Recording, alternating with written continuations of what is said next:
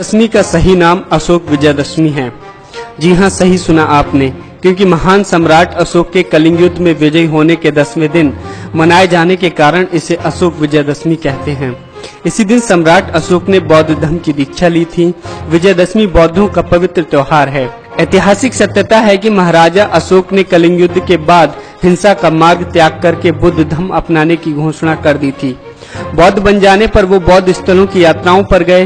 तथागत भगवान बुद्ध के जीवन को चरितार्थ करने और अपने जीवन को कृतार्थ करने के लिए निमित्त हजारों स्तूपों, शिलालेखों, धम्म स्तंभों का निर्माण कराया।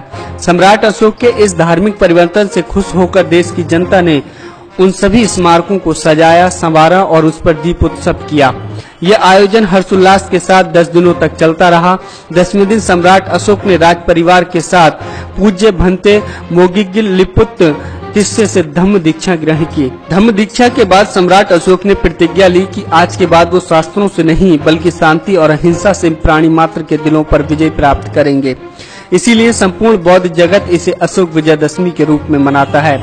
लेकिन कहा जाता है कि ब्राह्मणों ने इसे काल्पनिक राम और रावण की विजय बताकर बहुजनों के इस महत्वपूर्ण त्योहार पर कब्जा कर लिया। जहां तक दशहरे की बात है तो इससे जुड़ा तथ्य ये है कि चंद्रगुप्त मौर्य से लेकर मौर्य साम्राज्य के अंतिम सम्राट बृहद्रथ मौर्य की उनके सेनापति पुष्यमित्र शुंग ने हत्या कर दी और शुंग वंश की स्थापना की। पुष्यमित्र शुंग ब्राह्मण था। इस समाज ने इस दिन बहुत बड़ा उत्सव मनाया। उस साल ये अशोक विजयदशमी का ही दिन था। उन्होंने अशोक शब्द को हटा दिया और जश्न मनाया। इस जश्न में मौर्य वंश के 10 सम्राटों के अलग अलग पुतले न बनाकर एक ही पुतला बनाया और उसके 10 सर बना दिए और उसका दहन किया गया।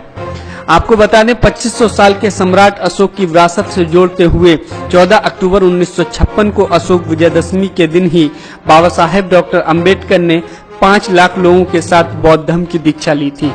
इसलिए हमें ये समझना चाहिए कि विजयदशमी की हकीकत क्या है। जिस विजयदशमी को हम मनाते हैं, आखिर उसका असली इतिहास क्या है। Bureau report, national India news.